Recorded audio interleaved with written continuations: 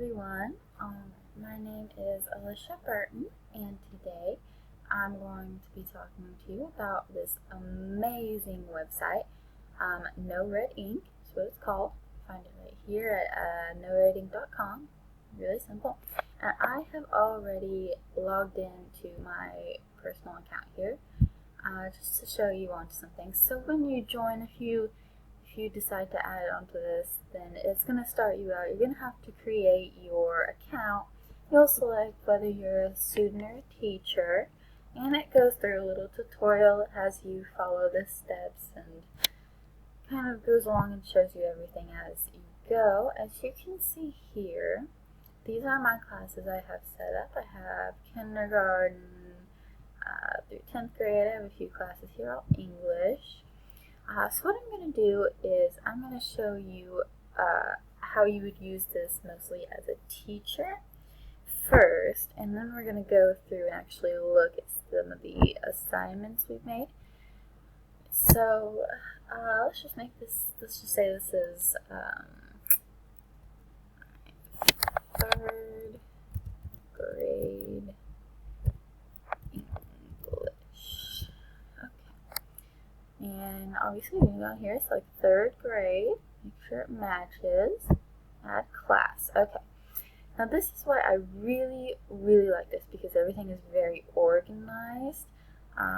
Say you were a junior high teacher and you taught several different classes. They were all different names, different everything. You can organize that there.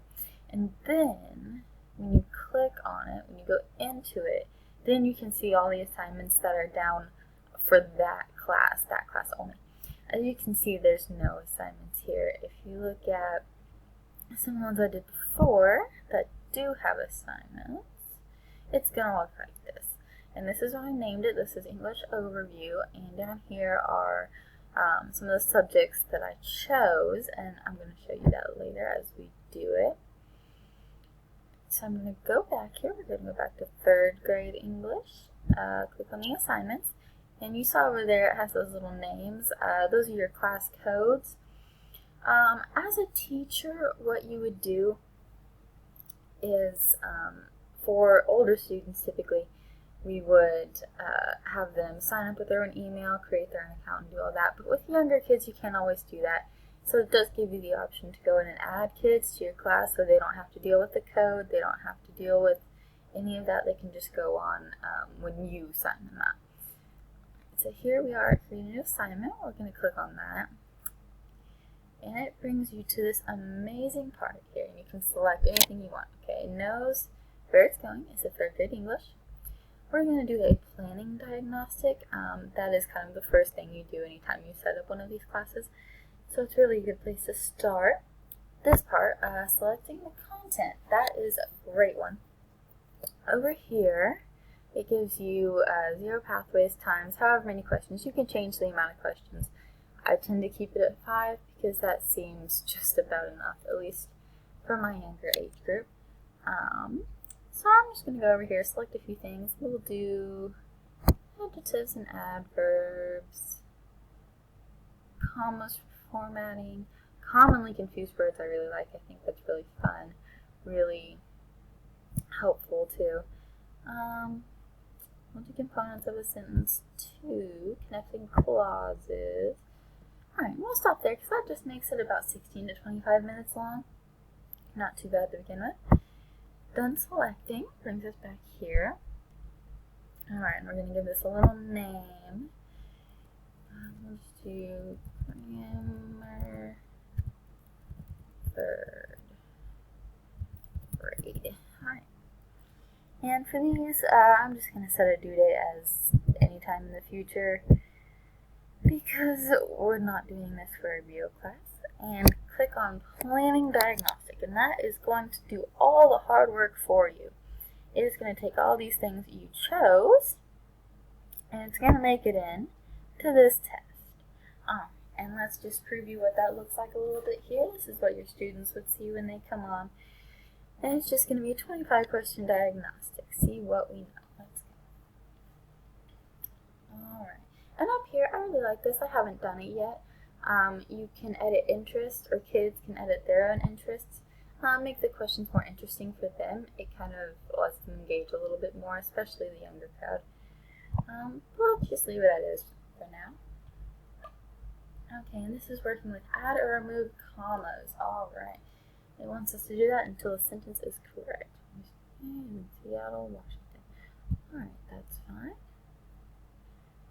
And it's going to give you, I believe it's going to give you 5 of each of these questions, and then it's going to move on to a slightly different topic. I wonder if it'll let me just go through this.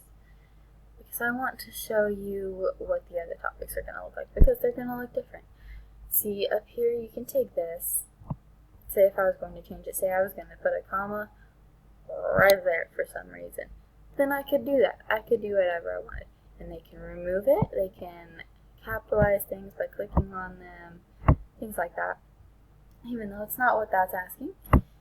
I'm just going to go through. I don't know what the topic is it's going to give us next. So we'll find out. And it does get a lot more intense and a lot more difficult. The higher up you go in grade level, it gives you a lot more options of things to do. Alright, fix the adjective error, and I've seen that it changed from adjective to adverb. So that's kind of how that looks. This, obviously doesn't give me the option to add commas or add punctuation or things like that, just because it's not necessary. So what I'm going to do is I'm just going to submit, and we're going to go back here. And go back to the main page, and you can just click on that no rating link up there at the top anytime you want to come back to your home page. And up here are your options. This is going to be your account logout settings.